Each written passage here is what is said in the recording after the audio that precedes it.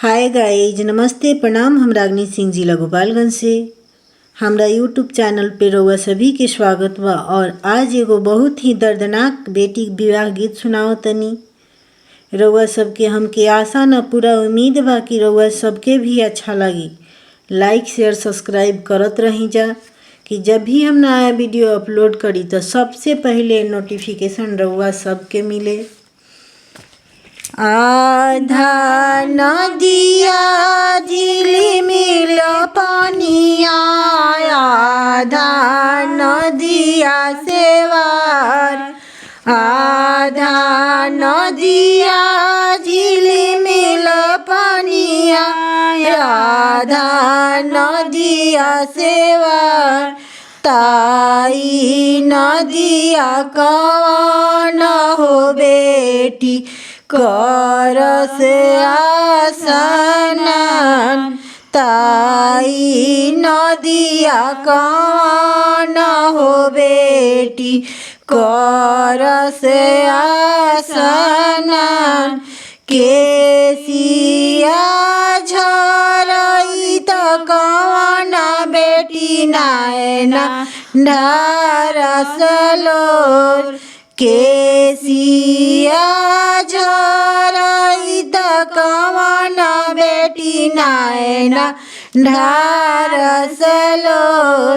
बिना रे टिकुलवा के पापाजी शोभे ना लीलार, बिना रे टिकुलवा के पापाजी शोभे ना लीलार, बिना रे टिकुलवा के चाचाजी शोभे ना लीलार, बिना रे टिकुलवा के चाचाजी शोभे ना लीलार, बिना रे टिकुलवा के भैयाजी शोभे ना लीलार, बिना रे टिकुलवा के भैयाजी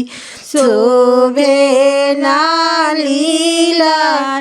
अगहन मासवा हउए हो बेटी अपने कुदिनावा,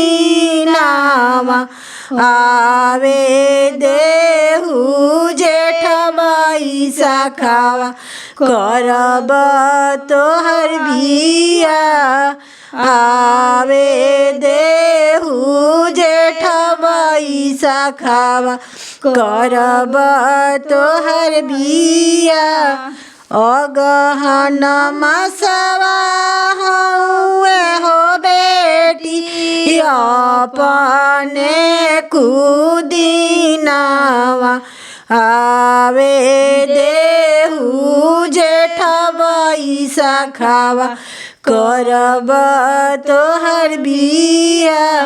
सटिहा बेटी चांद टिकुलावा शोभी है तोहर लीलार, सटिहा बहिनी चांद टिकुलावा शोभी है तोहर लीलार, सटिहा बहिनी चांद टिकुलावा शोभी है तोहर लीलार।